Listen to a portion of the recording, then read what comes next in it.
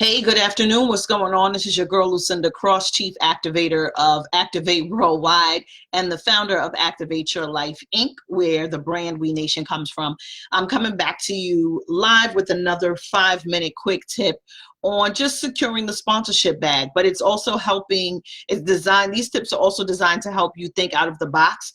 I'm all about marketing consulting, marketing, plans, and so everything is all marketing when it comes to my brand personally and what I do as a consultant. So here's some things that I want you to write down. One, yes, it's okay to have, when it comes to your sponsors, the traditional banner, logo, sharing your stuff on at the event, all of that stuff, blah, blah, blah. They heard it before. Your booth, your banner, your logo, you'll be featured on, you'll have a prominent location. They know the language, they've read about it. How you can stand out, and one thing that I know for sure, here's some things to think about. Consider some play areas, right? I don't think I talked about it yesterday in our last tips, in terms of innovative ways, but I'm just going to elaborate a little bit more on it. You can have a sponsor, if you think creatively enough, you can have a sponsor who can sponsor a play area, meaning yesterday I talked about like refreshment stations. I'm talking about having like lounge space. Right? Maybe they can sponsor the networking cocktail portion, or they have a networking lounge or the tech lounge area. And all that would require from you is to find an event prop company where you can rent out maybe 2 lounge chairs. And sometimes your sponsors already have someone that they already do vending with for that, and they just need to know load in and load out times. But when it comes to creating creative place space for your sponsor, so instead of having the traditional, well, give me 5,000 and I'll put your logo on the screen, or boring. But if you tell them, I believe this would be great for you as a sponsor, be open to telling your sponsor how you see fit, right? With them fitting in your program, your run of show, and your brand. This is your event, yes, and you're seeking their support, yes, but there's a great way to marry the two. And so creatively, you can say, during the lunch or after the event or during the event, we will have a lounge space that is branded completely out for you. Let's give an example, vitamin water. So vitamin water or Sprint. Right, we'll say Sprint, Sprint, you'll have access to creating a Sprint lounge space. This will all be all about Sprint, your brand, your logo there. We will direct traffic there. You'll be in a prominent location. This is where you can have light bites. People can sit, they can go to your social photo booth, because most sponsors and most big brands have their own photo booth. So you can say you can have your photo booth there, and you have your lounge section. And renting out 2 sofa chairs and tables are not going to be as much if it comes out of your pocket, but it will add a great touch, and it'll allow your sponsor to cut a check, right? So that they can have more visibility and showcase their brand. Ultimately, they're looking for a return on investment, even if it's a community-based event.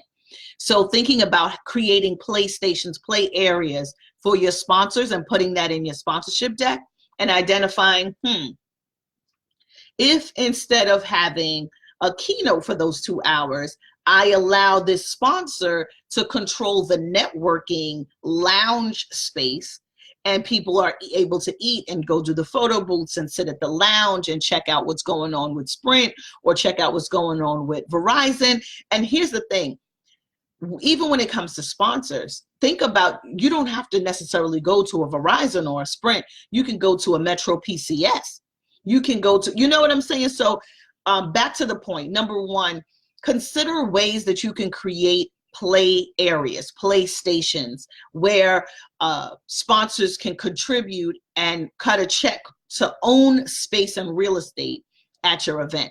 Number 2, hey, welcome. Yes, even a tech lounge area, right? And so you can have a sponsor who would cover the tech lounge space. That can come from an organization who does coding, or an organization who creates podcasts, right? Or you can reach out to like a Spotify, or to have that station, right? So it's whoever handles like the podcasting. So there's ways that you can go out there and get the funds, but you have to be willing to be creative and open up your event to be non-traditional.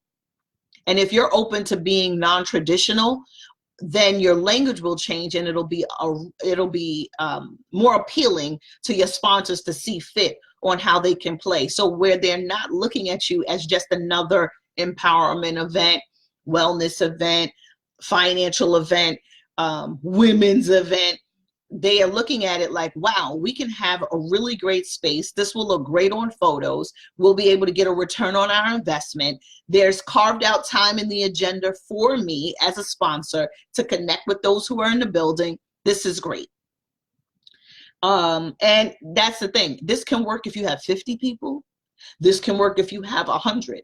This can work if you have 1,000. Right? So the second thing is social, well, before I get to that, branded staff. So most of the times, sponsors will bring their branded staff, like Just Leadership. They brought their branded staff who wore their Just Leadership shirts.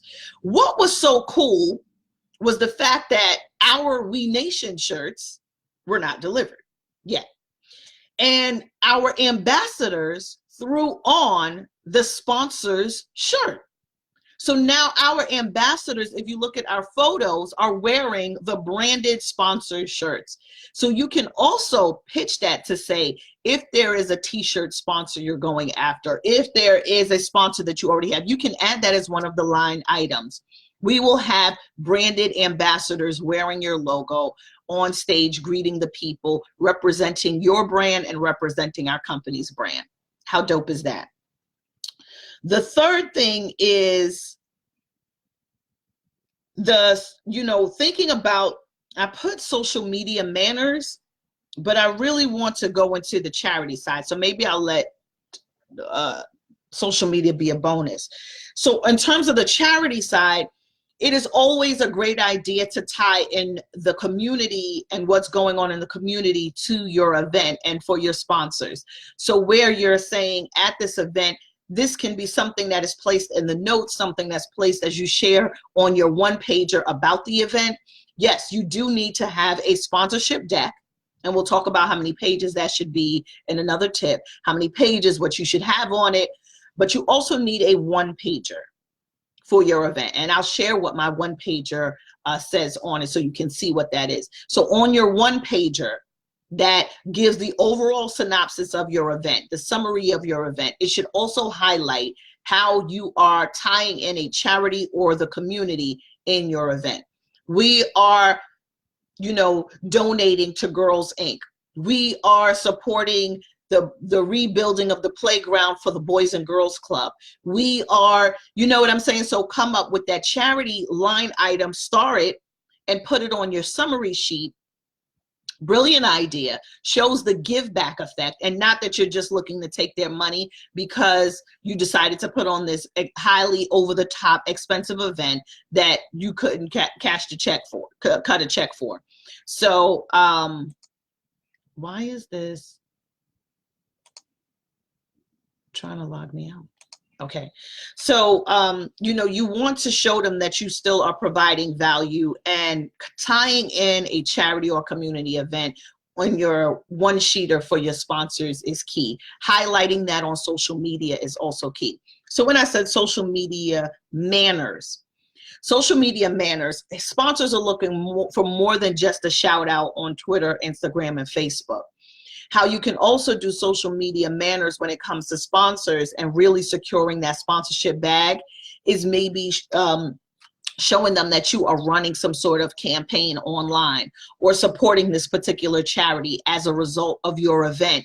Let them see that there's a tie-in to what you're doing and to what's happening and what's relevant.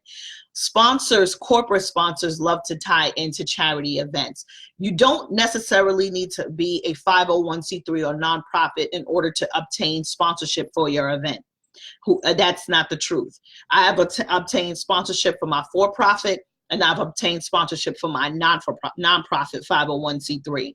The difference is with the for-profit, the line items are different. It's a much corporate style event, and there's certain things that I had to deliver based on that, the deliverables that I agreed upon. With the nonprofit side, when they can see that the community is, I would say, a major portion of your event, and there's a mission, not just we're just coming together to eat good brunch, but there's a mission and vision involved for a bigger picture and larger partnerships. That's what really keeps the eyes open. That's what I've experienced. I can only share from my own experience and observation. But social media manners, meaning that make sure you are cleaning up your pages, right? So you don't want to post your sponsor.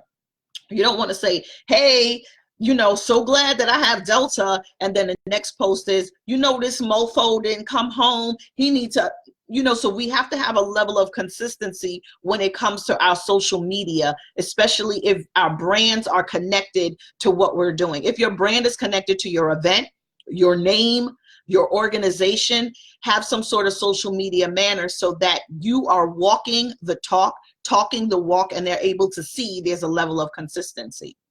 So even with my major sponsor, they wanted to see a level of consistency on my page. Not that I'm just talking about my event, sign up, sign up, sign up, sign up, register, register, register. But they wanted to see that I am here to support the cause. I am doing the work in the process. This is who I am. This is what I believe in. And it's a reflection in my work. And so it did not look like the sponsorship deck that I sent them and the individual that they see online were two different people. Now they can trust my social media platform. So if I do a shout out or a share, or they know that I am already talking to their audience, and so it's not a foreign language to the audience, and they can get even a return in terms of social proof, social engagement connected back to them. So these are just some things to think about in terms of securing that sponsorship bag. Once again, this is your girl, Lucinda Cross, and I'll be back later on today with another 5-minute tip. This is like 9 minutes, so I don't know if you're going to get any more goods today, but with another 5-minute tip on how to secure that sponsorship bag. And keep in mind, we do have our 5-week workshop that we will take you from the beginning to the end, where you walk away with your sponsorship deck, your target list, how to go after them, what to ask for, how to create an amazing experience for your next event in 2019. And so that'll be starting in November. And so you can look at the comments and you'll find the link there. And once again, this is something that I haven't shared just yet,